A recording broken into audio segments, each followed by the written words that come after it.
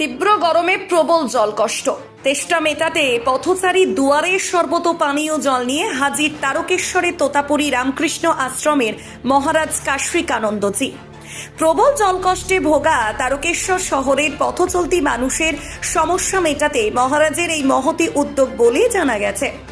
জলকষ্টে ভোগা এলাকার পথচলতি মানুষের কাছে অতি গরমে তৃষ্ণা মেটাতে নিজ হাতে শরবত ও পানীয় জল তুলে দিলেন মহারাজ।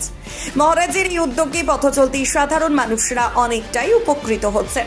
মহারাজের এই উদ্যোগকে সাধুবাদ জানিয়েছেন পথচলতি মানুষ থেকে শুরু করে তারকেশ্বরবাসী।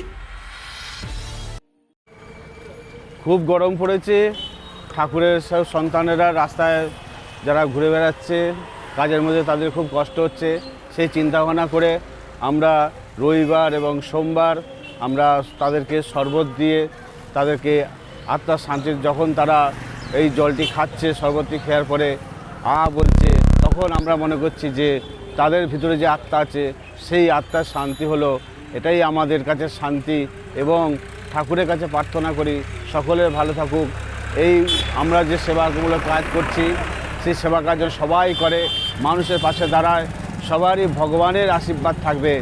আমরাও ভগবানের আশীর্বাদ পাচ্ছি বলে আমরা করতে পারছি, এবং ভক্তদের অশেষ সহযোগিতা আমার পাশে আছে বলে আমরা এরকম স্বামীজির আদর্শে কাজ করতে পারছি। যাই হোক, খুব গরম পড়েছে, ঠাকুরের কাছে প্রার্থনা করি এই গরম দূর করে দিক, সবাইকে ভালো রাখুক, সবাইকে শান্তিতে রাখুক। জয় রামকৃষ্ণ, জয় মা।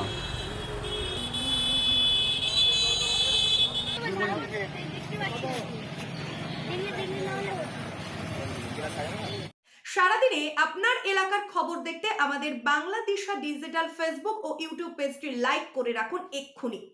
আপনারা দেখছেন আমার বাংলার নতুন দিশা, বাংলা দিশা।